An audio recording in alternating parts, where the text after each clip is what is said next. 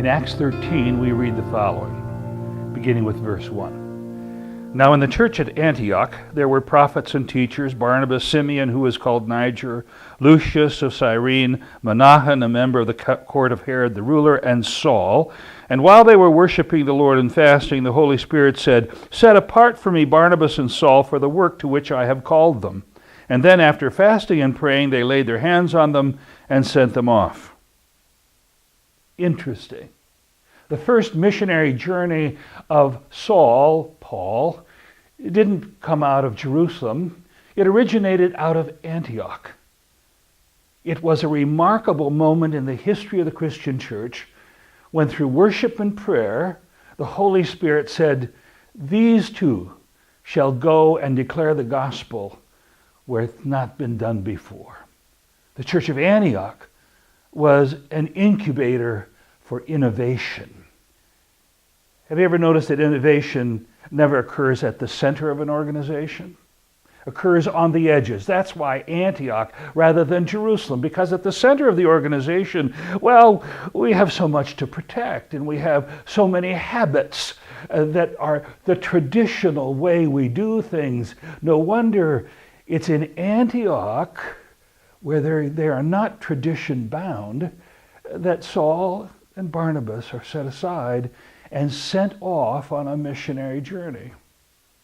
Well, this may appear to you to be a crazy place to be talking about innovation. I mean, after all, this is a rummage sale.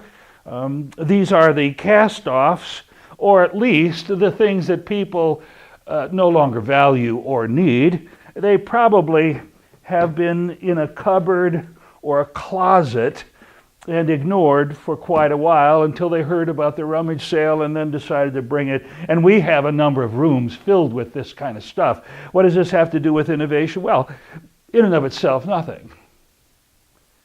The innovation is the purpose for which it's being used. And the purpose is to help kids, children and young adults go to Bible camp. The vision for St. Mark is growing disciples across generations with real faith for real life.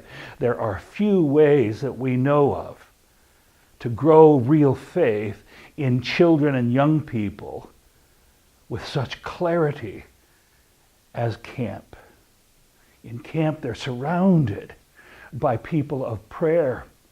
They are placed within the context of worship.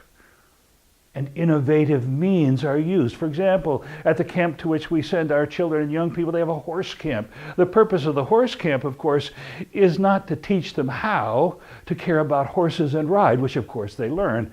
It's rather to put them in an environment where they'll think differently, and in the context of thinking differently, discover faith. That's innovation. It's innovation to take coffee mugs that we no longer value and see in them the possibility of a child discovering Jesus Christ in the reality of a stable. Are you innovating? Or is your ministry stuck in Jerusalem? Thank you for watching Insight. You can view the previous episode and please subscribe to our channel by clicking the link below.